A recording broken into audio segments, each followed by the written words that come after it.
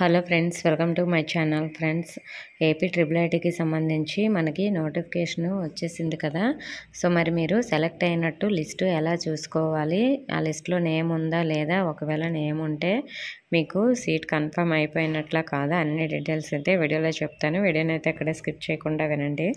అలాగే కొత్తగా మన ఛానల్ చూస్తున్నవారు సబ్స్క్రైబ్ చేసుకుని పక్కన ఉన్న బెల్ ఐకాన్ని ఆల్ అనే ఆప్షన్లో అయితే పెట్టుకోండి. అప్పుడే మీకు ట్రిపుల్ ఐటీకి సంబంధించి అన్ని నోటిఫికేషన్స్ వస్తాయి. మీరు కాలేజీలో జాయిన్ అయ్యే వరకు కూడా అన్ని అప్డేట్స్ అయితే నేను షేర్ చేయడం జరుగుతుంది.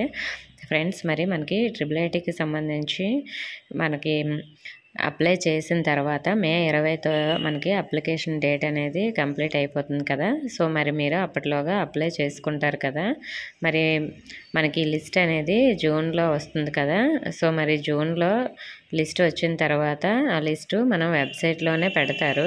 వెబ్సైట్లో పెట్టిన తర్వాత ఈ విధంగా అయితే లిస్ట్ అనేది వస్తుంది. ఈ లిస్ట్లో నేమ్ ఉంటే మాత్రం మీకు సీట్ అనేది మ్యాక్సిమం కన్ఫర్మ్ అయిపోయినట్లే. సో మరి లిస్ట్ ఇలా ఉంటుంది. లిస్ట్లో స్టూడెంట్ నేము, అలాగే మీరు అప్లై చేస్తారు కదా, అప్లికేషన్ ఐడి కూడా ఉంటుంది. అలాగే మీ ఫాదర్ నేము, మీ క్యాస్ట్, అలాగే మీరు ఏ క్యాంపస్కి సెలెక్ట్ అయ్యారు, అన్ని డీటెయిల్స్ కూడా ఇవ్వడం జరుగుతుంది. అలాగే మీరు ఏ రోజు కౌన్సిలింగ్కి వెళ్ళాలి, ఏ టైంకి వెళ్ళాలి, ఏ డేట్లో వెళ్ళాలి, అన్నీ కూడా ఆ లిస్ట్లోనే ఉంటుందండి. అలాగే మనకి ఫస్ట్ లిస్ట్ మాత్రము ఇలా ఉంటుంది. ఇదే ఓల్డ్ లిస్టు, నేను జస్ట్ మీకు ఎగ్జాంపుల్ కోసం చూపిస్తున్నాను. సో ఇలా మనకి నేమ్స్ అయితే ఉంటాయి. ఒక్కొక్క క్యాంపస్కి 1100 సీట్లు కదా. సో మరి 1100 సీట్లు మనకి రిలీజ్ చేస్తారు ఆ క్యాంపస్కి సంబంధించి. కానీ మనకి జనరల్ కేటగిరీ లిస్ట్ మాత్రమే ఇస్తారు. జనరల్ కేటగిరీతో పాటు పీహెచ్ లిస్ట్ కూడా వస్తుంది.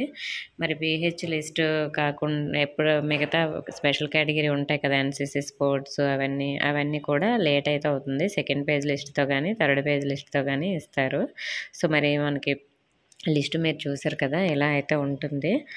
అప్లై చేసిన వాళ్ళందరూ నేమ్స్ కూడా ఇందులో ఉండవండి. సెలెక్ట్ అయిన వాళ్ళ నేమ్స్ మాత్రమే ఉంటాయి. సెలెక్ట్ అయిన వాళ్ళు మీ సర్టిఫికేట్స్ తీసుకొని కౌన్సిలింగ్కి అయితే వెళ్ళాల్సి ఉంటుంది. మరి కౌన్సిలింగ్కి ఏమేమి డాక్యుమెంట్స్ ఉండాలో నేను నెక్స్ట్ వీడియోలో అయితే మీకు క్లియర్గా చెప్తాను. అలాగే కౌన్సిలింగ్ కూడా స్టెప్ బై స్టెప్ ఎలా ఉంటుందో ప్రాసెస్ కూడా వీడియో అయితే చేస్తాను. ఇంకా మీకు ట్రిపుల్ ఐటీకి సంబంధించి ఏదైనా డౌట్స్ ఉంటే కామెంట్ చేయండి. ఇన్ఫర్మేషన్ వస్తే వీడియోని తప్పకుండా లైక్ చేసి మీ ఫ్రెండ్స్కి కూడా షేర్ చేయండి.